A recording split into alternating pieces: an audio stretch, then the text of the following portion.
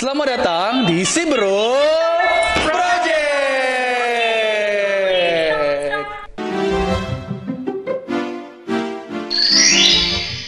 Halo Si Be, ini di mana kameranya? Lah, kameranya di sini. Lah. Halo Si Bro Friends, selamat datang di praktikum yang kesekian kalinya. Dan untuk minggu ini kita akan belajar mengenai isolasi jamur laut. Nah, yang pertama, sebelum kita mempelajari tentang isolasi jamur laut, kita harus tahu dulu nih, apa sih yang dimaksud dengan jamur?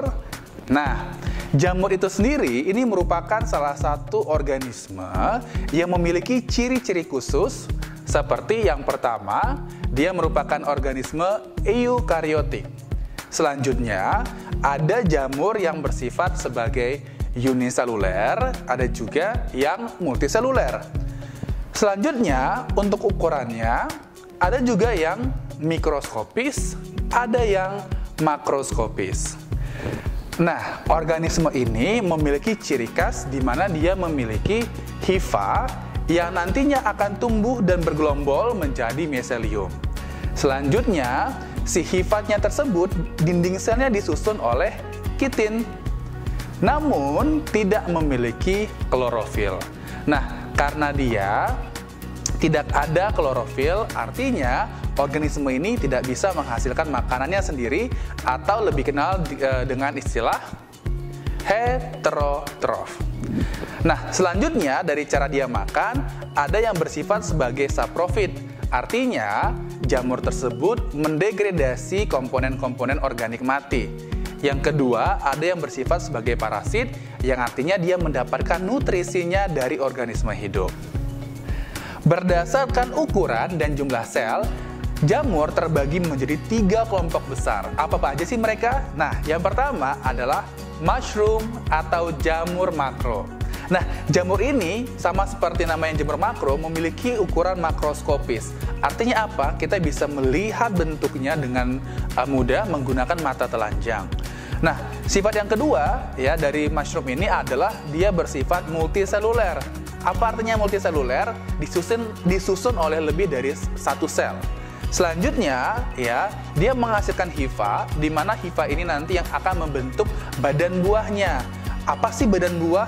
Nah, kalau misalnya Anda suka banget makan jamur, contoh misalnya kayak jamur kuping, jamur shiitake, dan lain sebagainya, yang Anda makan itu merupakan jamur yang membentuk badan buah. Itu adalah badan buahnya, teman-teman. Nah, kelompok kedua dari jamur adalah mold, atau bahasa Indonesianya adalah kapang. Sama seperti mushroom, mold memiliki jumlah sel yang banyak atau multiseluler. Perbedaannya adalah yang pertama, mold ini bersifat atau berukuran mikro. Yang kedua, dia memiliki hifa namun tidak menghasilkan badan buah, teman-teman. Selanjutnya, contohnya yang Anda sering konsumsi adalah jamur yang berada di tempe dengan spesies Rhizopus oryzae. Nah, kalau misalnya kita berbicara juga tentang mold, ada banyak sekali bahan-bahan aktif yang dihasilkan oleh mold dan sudah Anda gunakan sehari-hari. Contohnya apa? Kalau perempuan yang suka menggunakan kosmetik itu mengandung kojic acid. Nah, kojic acid itu sendiri dihasilkan oleh kapang, teman-teman. Selanjutnya, antibiotik pertama yang berasal dari alam, penisilin, itu merupakan senyawa yang dihasilkan oleh Penicillium chrysogenum. Nah, daripada itu kajian mold ini sangat banyak dan sangat bervariasi. Nah, lanjut, kelompok yang terakhir adalah yeast atau kamir. Berbeda dari yeast dengan kedua kelompok temannya ini, kalau yeast dia bersifat mikroskopis dan hanya memiliki satu sel atau lebih dikenal dengan uniseluler. Namun tetap meskipun dia bersifat sebagai uniseluler, namun yeast masih bisa membentuk koloni. Selanjutnya, dia tidak memiliki hifa atau tidak menghasilkan hifa. Yang dihasilkan adalah pseudohifa. Selanjutnya, contohnya adalah Saccharomyces cerevisiae. Ini banyak digunakan pada industri makanan dan juga minuman. Nah, teman-teman, kalau kita berbicara tentang marine fungi atau jamur laut, ya, apa saja sih yang akan menjadi kajian kita? Ketiga-tiganya bisa loh Anda kaji. Apa sih pengertian dari jamur laut? Jamur laut merupakan jamur yang diisolasi dari lingkungan pesisir dan laut. Pertanyaannya, apakah ada mushroom di laut? Berarti main-main Anda kurang jauh dan kurang dalam di laut. Nah, meskipun dikatakan jamur laut, ekosistem mangrove ini merupakan salah satu ekosistem pesisir dan laut. Dan jamur-jamur yang berada di ekosistem mangrove itu ada banyak sekali. Dan kebanyakan mereka bersifat sebagai saprofit atau bersifat sebagai ectomycorrhiza yang Anda sering temukan di tanah, teman-teman. Selanjutnya, ectomycorrhiza itu adalah jamur-jamur ataupun mushroom yang dia hidup bersimbiosis dengan tanaman ya, dan beberapa penelitian berhasil membuktikan bahwa ternyata mangrove pun memiliki ectomycorrhiza. Kemudian mold atau kapang, ini banyak banget dan teman-teman bisa menemukan begitu banyak publikasi tentang kapang-kapang ini. Salah satunya yang paling banyak dikaji adalah kapang endofit. Kapang endofit adalah kapang yang dia hidup berasosiasi atau bersimbiosis dengan jaringan tumbuhan tanpa menyebabkan penyakit kepada inangnya. Ada banyak kajian mengenai kapang asosiasi mangrove, kemudian juga kapang asosiasi rumput laut dan lain sebagainya. Selanjutnya untuk kamir, ini yang lebih banyak lagi teman-teman, tapi kajiannya sangat susah. Bukan sangat susah, tapi sangat sedikit untuk dilakukan oleh orang-orang di Indonesia. Kebanyakan orang-orang Indonesia bekerja dengan marine mold, tapi sangat sedikit dengan marine mushroom dan juga marine yeast. Kalau yeast itu sendiri juga hampir sama dengan mold, bisa ditemukan sebagai endosimbion ataupun endophytic yeast di dalam tumbuhan. Tapi keduanya, baik mold ataupun yeast, dia dapat hidup berasosiasi ataupun bersimbiosis baik sebagai epifitik, endofitik ataupun endosimbion ya pada organisme laut, tidak terbatas pada tanaman. Ada banyak sekali kajian yang membuktikan bahwa organisme ini bisa hidup berdampingan dengan hewan invertebrata ataupun vertebrata. Apakah semuanya menguntungkan? Nggak juga teman-teman, karena ada begitu banyak juga spesies yang bersifat sebagai patogen pada organisme laut. Salah satu contohnya adalah Aspergillus sidowii. Nah, Aspergillus sidowii sebelumnya pada tahun 2016-an, kalau saya nggak salah, atau 18 pernah dilaporkan sebagai jamur penyebab penyakit pada invertebrata laut, yaitu sea fans. Selanjutnya kalau untuk yeast sendiri, ini belum banyak kajian atau bahkan belum pernah dikaji ya dari Indonesia itu sendiri. Ada tapi sedikit kalau saya tidak salah. Dan kajian mengenai marine yeast ini juga sedang dikembangkan di lab Siboro Project yang dikerjakan oleh Eva. Kalau untuk mold ini dikerjakan oleh banyak ya, ada Nadia, ada juga Eugene, kemudian ada juga Farizal. Siapa lagi kira-kira? Udah habis ya? Ya, mereka bertiga plus Evan yang mengerjakan topik tentang marine fungi.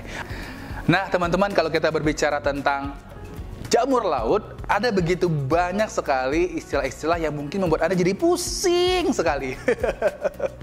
Nah, salah duanya adalah marine obligate fungi dan juga marine facultative fungi. Apa bedanya? Nah, kalau marine obligate fungi adalah jamur-jamur yang dia bisa hidup dan bersporulasi atau bereproduksi hanya di lingkungan yang bersalinitas. Artinya, tanpa salinitas mereka nggak bisa hidup.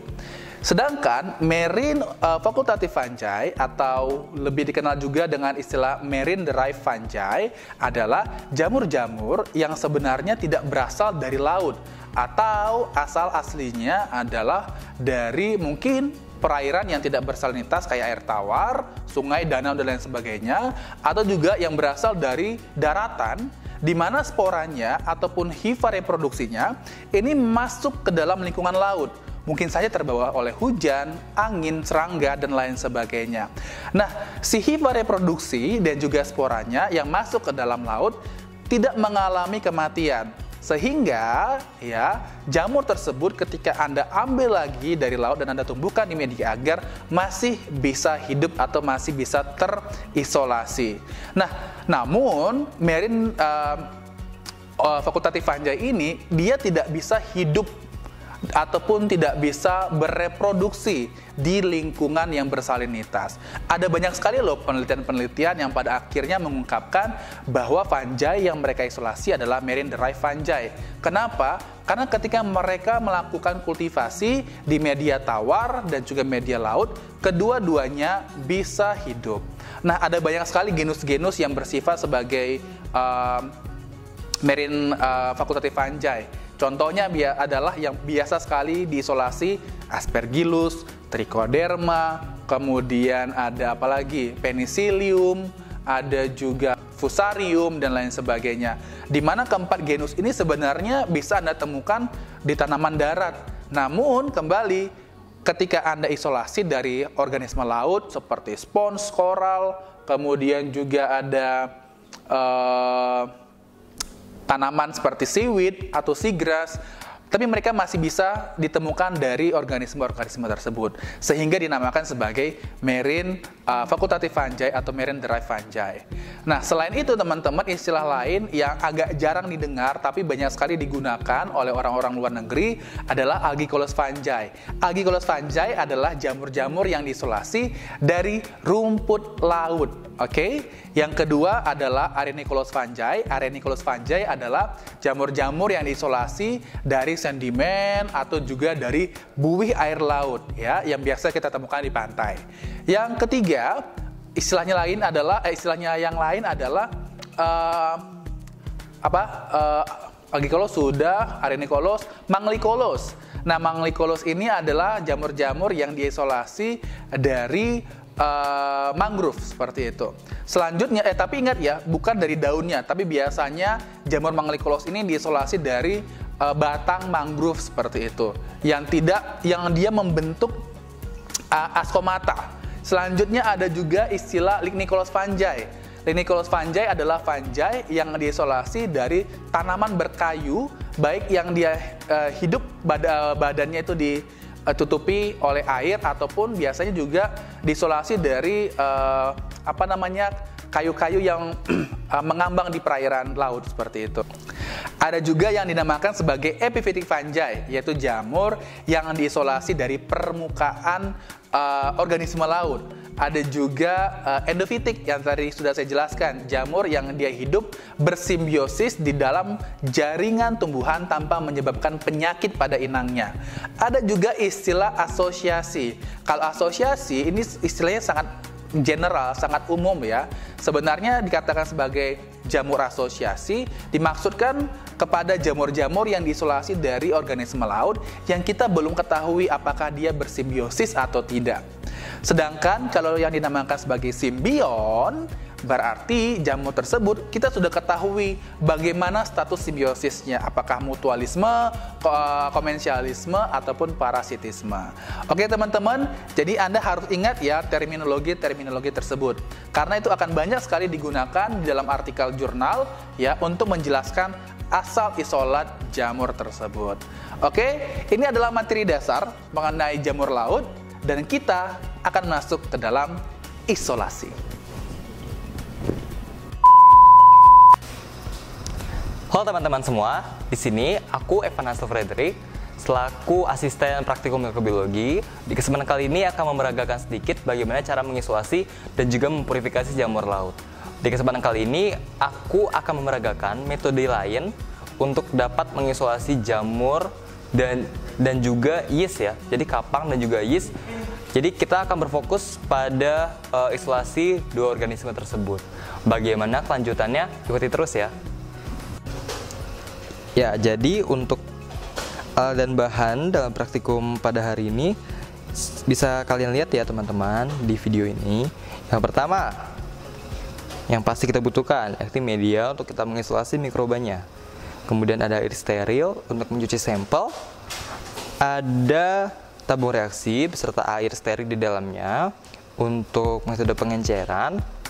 Ada juga mortar dan alu untuk menghaluskan sampel, metode pengenceran. Ada juga gunting dan juga pinset. Ada cawan petri sebagai wadah air dalam kita nanti mencuci sampel, dan juga ada sampel kita nih yang sangat berharga. Nah, Semua komponen ini sangat dibutuhkan ya teman-teman untuk proses isolasi. Dan ingat, selalu sebelum mengerjakan sesuatu, kalian harus cek nih, harus pastikan apakah semua komponen peralatan yang kalian butuhkan sudah lengkap atau belum. Nah teman-teman, sekarang kita masuk ke bagian mengisolasi. Nah, di kesempatan kali ini aku akan sedikit menjelaskan bagaimana caranya mengisolasi jamur dengan metode tap touch method. Oke, jadi pertama kita nyalakan dulu bunsennya. Kita persiapkan dulu, pastikan semuanya sudah ada, semua bahan-bahan, komponen-komponen untuk mengisolasi sudah ada. Oh iya, masih ada satu yang kurang nih, alkohol. Mana ya alkoholnya ya? Mana ya alkoholnya ya? Mana ya? Terima kasih. Jangan lupa kerja aseptis ya teman-teman. Nah, oke, jadi sudah. Kita ambil pinset kita yang sudah tadi kita sterilkan, kemudian kita buka secara perlahan.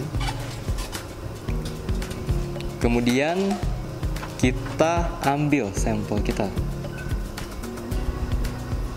Nah, sampel ini kemudian kita bilas dahulu.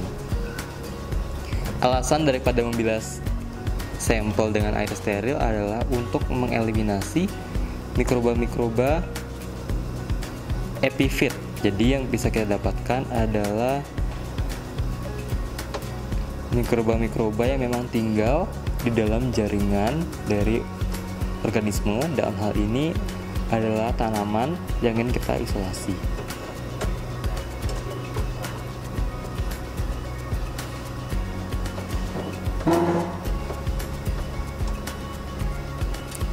Jika sudah, kita bisa mengeringkannya dengan cara mengangini. Kemudian kita semprotkan juga alkohol 70% di sekitar permukaannya. Jangan banyak-banyak dan juga jangan terlalu lama ya teman-teman, karena nanti kita bisa merusak jaringan dan juga nanti mikroba yang ada di dalam jaringan juga akan ikut mati karena penyemprotan alkohol dari alkohol tadi. Kemudian jika sudah, kita bilas lagi. Kita bilas.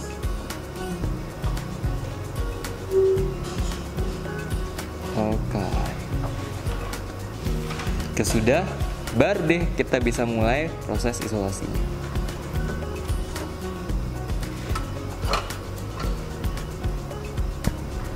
Nah, jadi hal yang pertama harus kita lakukan adalah memotong sampel yang sudah kita cuci menjadi 3 bagian. Nah, untuk ukurannya bisa variatif ya, tapi biasanya sih ukuran yang kita pakai hanya sekitar 1 kali 1 cm.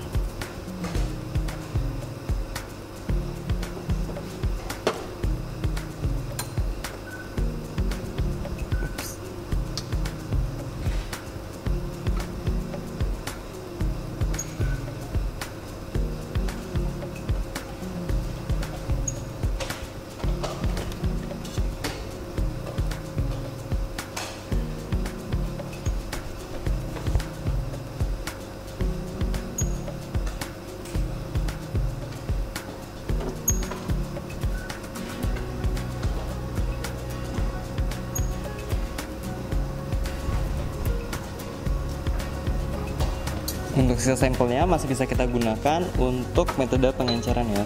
Jadi kita dari sekian ukuran sampel kita bisa maksimalkan dengan baik.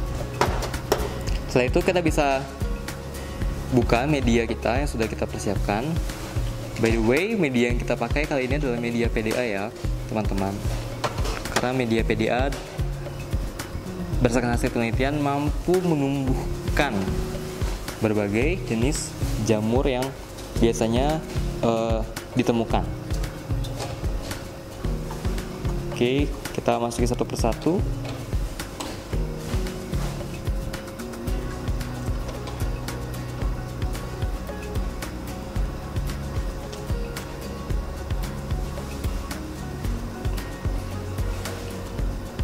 Nah, ini adalah teknik sterilisasi permukaan. Jadi kita juga ingin mengeliminasi lagi apakah masih ada epifit yang nanti tumbuh di sekitar sampel yang sudah kita gunakan. Tidak membutuhkan waktu lama, sekitar 30-60 detik. Kemudian bisa kita balik lagi. Tadi kita mengeliminasi bagian atasnya, jadi kita sekarang mengeliminasi bagian bawahnya.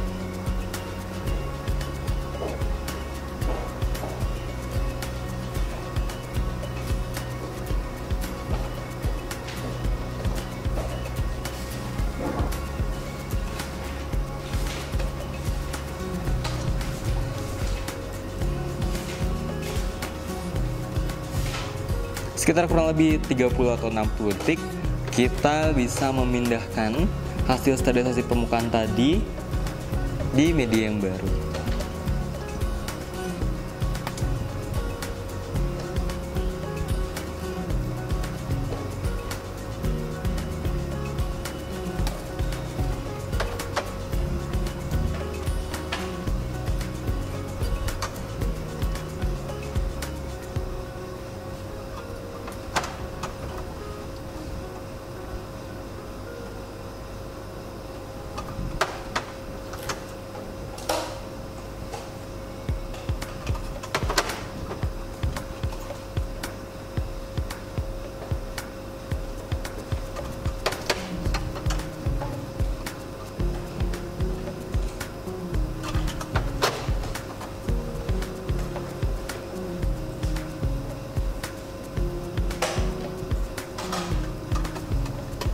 Jika sudah, kita bisa membungkus calon Petri kita.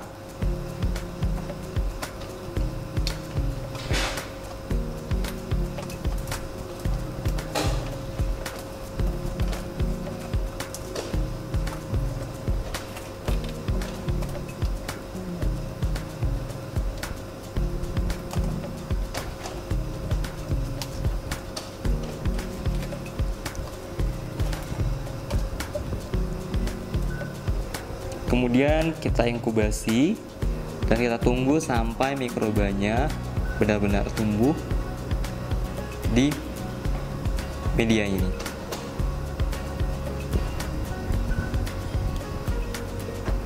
Yang kedua adalah metode pengenceran. Jadi untuk metode ini tidak jauh berbeda, malah mungkin tidak ada bedanya dengan metode pengenceran yang sudah diperagakan di pertemuan yang lalu ya teman-teman. Jadi pertama kita masukkan dulu sampel kita di mortar dan alu yang sudah kita sterilkan. Kemudian bisa kita tambahkan sedikit air untuk mempermudah proses penggerusan. Airnya air steril ya teman-teman. Kemudian kita mulai gerus.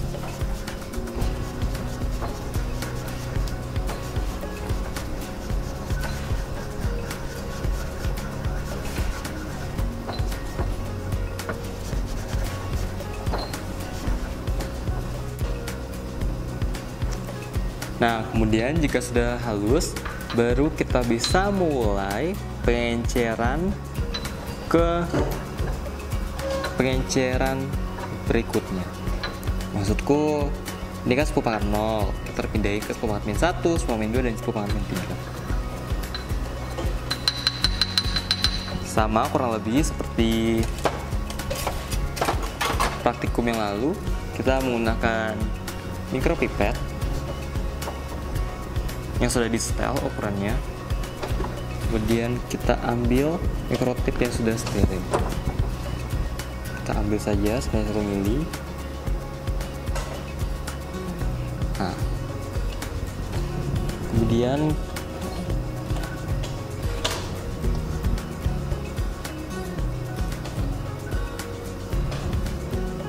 kita masukkan langsung ke pengenceran yang pertama.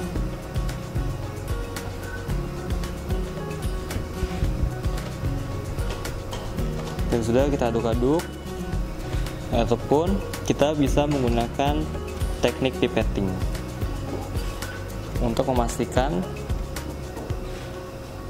mikroba yang ada di mikrotip tidak tertinggal.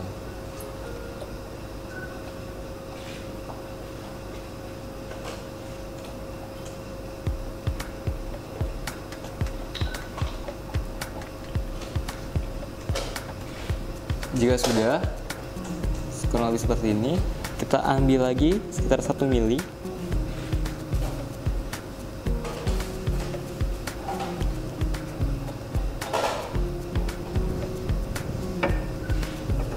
Dan kita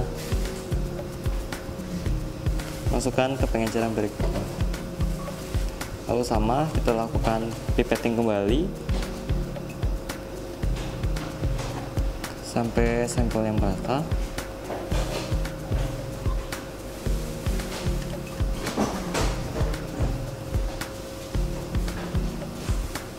Hingga akhirnya seperti ini.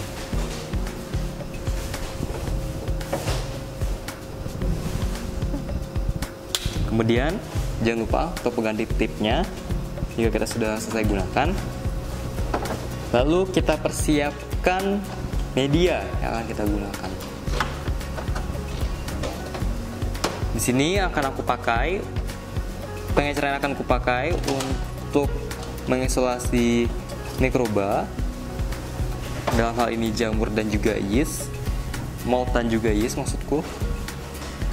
Aku menggunakan pengenceran 10 pangkat min 2, 10 pangkat minus 1 dan juga 10 pangkat 0. 10 pangkat 2, 10 pangkat min 1, 10 pangkat 0. Kita persiapkan dahulu.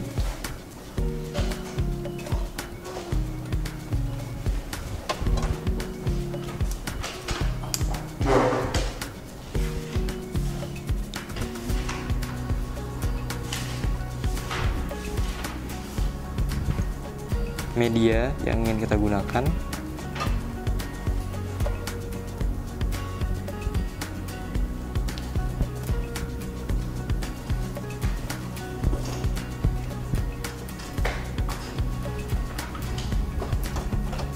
Kemudian kita ambil mikrotip kita kembali dan kita mulai dari pengenceran yang paling kecil dulu. Dan ingat, kita melakukan pipetting kembali untuk mengagitasi atau menghomogenisasi pengenceran yang sudah kita lakukan.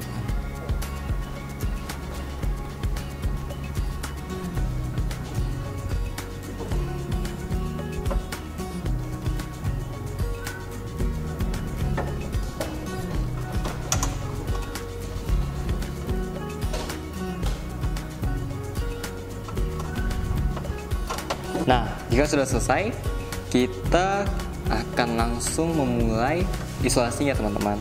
Jadi di sini pengenceran yang kugunakan adalah 10 pangkat minus 2, 10 pangkat minus 1 dan juga 10 pangkat 0. Dan juga aku di sini sudah menyediakan 3 media isolasi untuk tumbuhnya mold dan juga yeast nantinya. Oke, langsung saja kita lakukan. Ingat, kita harus menyetel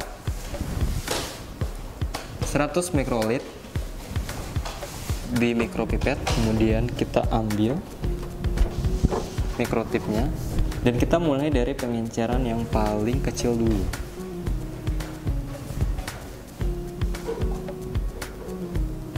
Kemudian kita sedikit homogenisasi.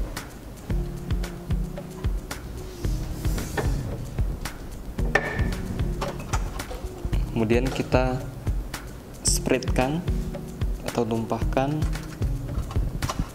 ke media yang sudah kita sediakan. Begitu pula di pengenceran berikutnya.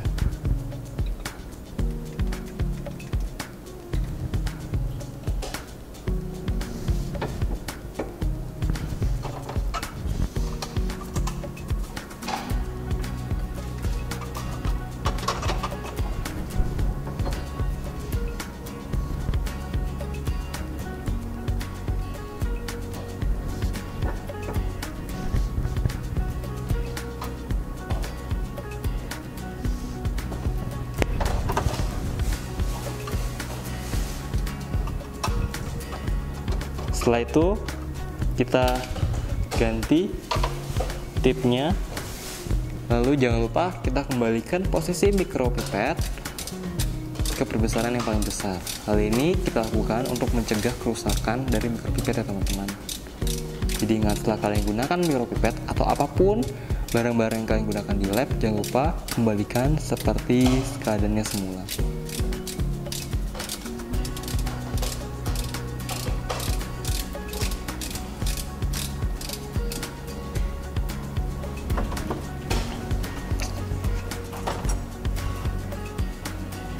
Setelah itu kita bisa ambil loop atau OC kita yang kita septiskan terlebih dahulu.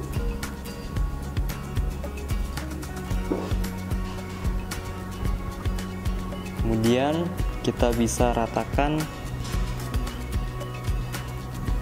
hasil pengenceran yang sudah kita lakukan.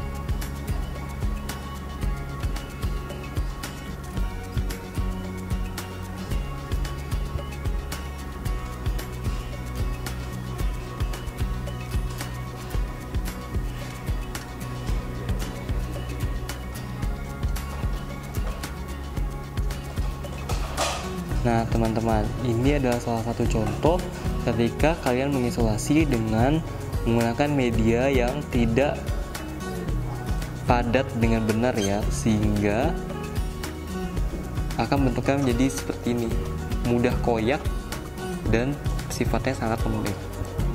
Oleh karena itu, ketika membuat media, kalian harus pastikan takaran agarnya dengan benar, sehingga nanti tidak akan mengganggu pekerjaan kalian, baik itu mengisolasi maupun mempurifikasi. Tapi tenang saja, mikroba yang memiliki sifatnya sangat luar biasa tetap dapat tumbuh meskipun medianya seperti ini.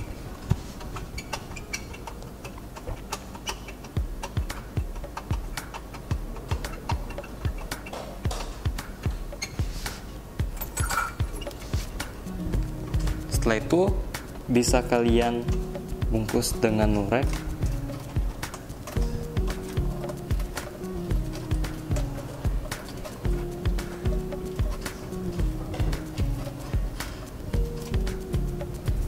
Kemudian tunggu hingga terdapat mikroba yang tumbuh di media yang sudah kalian isolasi. Nah, teman-teman, di sini kami tim asisten juga sudah menyediakan plate yang sudah ada pertumbuhan yeast dan juga pertumbuhan daripada mold. Bisa teman-teman lihat ya, ada yang bentuknya seperti kapas, seperti bantal, dan juga serabut-serabut seperti ini.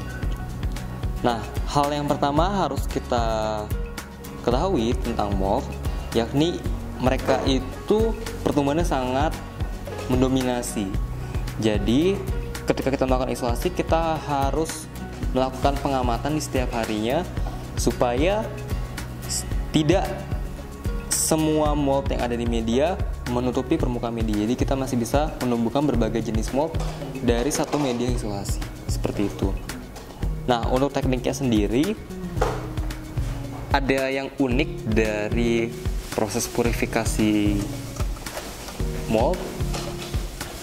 Ya, kita harus buka dulu medianya, dan ingat ya teman-teman, bekerja dengan mold itu harus ekstra hati-hati karena kalian tidak inginkan spora dari mold itu masuk ke hidung dan juga paru-paru kalian dan tumbuh di seluruh tubuh kalian. Oleh karena itu, pekerjaan dalam dunia mikrobiologi harus serba aseptis dan harus serba hati-hati. Kita bisa menggunakan OC berbentuk tajam seperti ini. Kemudian setelah hangat, kita bisa melakukan dua trik atau dua metode, dimana kita bisa mengambil miselianya saja ataupun juga kita potong dengan dari medianya juga. Oke, jadi di sini aku akan menunjukkan dua cara tersebut.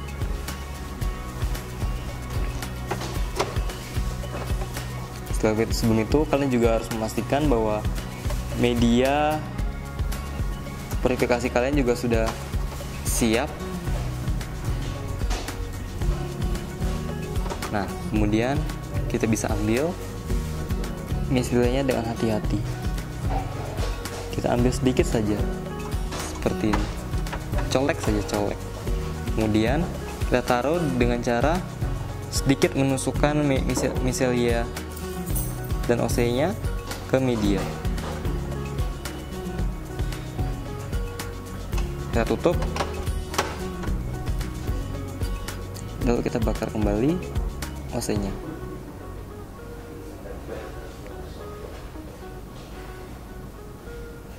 Itu untuk metode pengambilan micelia purifikasi mold dengan cara mengambil miselianya.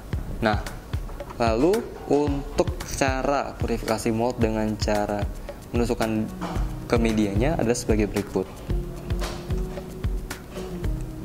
OC yang sudah cukup hangat, yang sudah kalian bakar dengan api bunsen, kemudian kita bentuk persegi saja.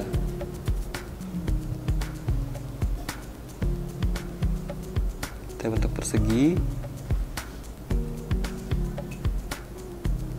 kemudian bisa kalian ambil dan kalian letakkan di tengah media. Kita bakar.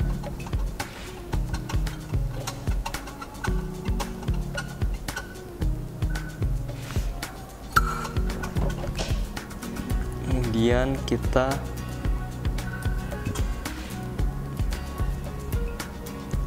bungkus dengan plastik wrap.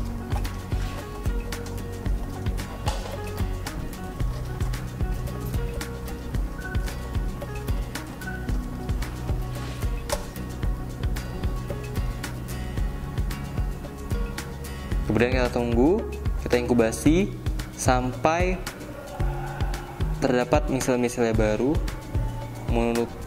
yang tumbuh melingkar-melingkar ataupun memenuhi cawan Petri purifikasi kita. Kemudian untuk mempurifikasi yeast tidak jauh berbeda dengan purifikasi bakteri. Kalian bisa ambil menggunakan OC dan juga kalian dapat menggunakan tusuk gigi yang steril. Karena tusuk gigi steril jika kalian gunakan itu hanya dapat digunakan sekali pakai. Di sini aku menggunakan OC. Ya, kemudian kita ambil saja koloni yeast kita. Kita pastikan dulu apakah sudah cukup hangat. Kemudian kita ambil, kita colek saja. Kemudian kita bisa lakukan metode strik 4 kuadran. Kita mulai dari kuadran pertama dulu. Nah teman-teman, untuk metode strik 4 kuadran terdapat berbanyak macam sekali. Banyak sekali cara metode strik 4 kuadran yang bisa kalian lihat. Dan tiap orang punya selera masing-masing dalam melakukan strik 4 kuadran.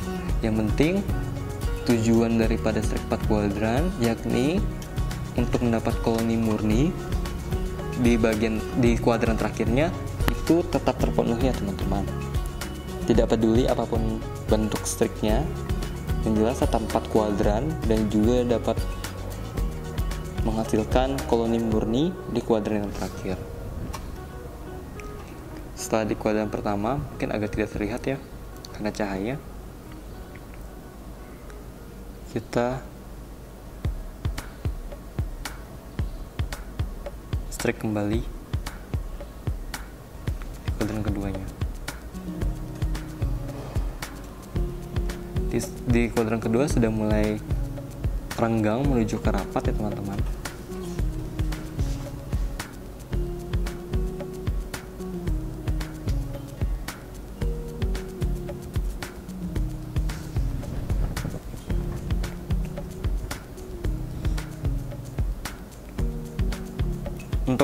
kuadran yang ketiga, kita lebih renggangkan kembali.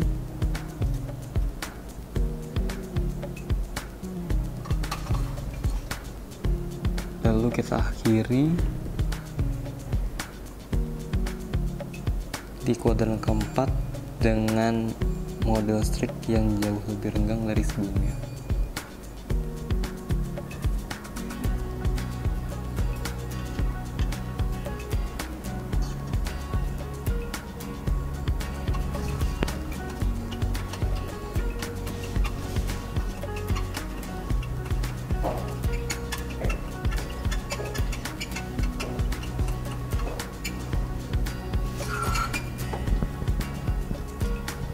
Kemudian bisa kita lapisi dengan wrap, kita segel, dan kita inkubasi sampai terdapat koloni yang tumbuh di media ini.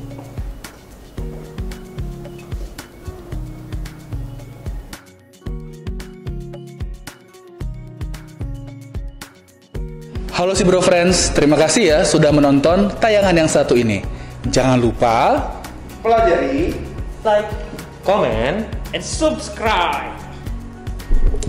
atau nilai E.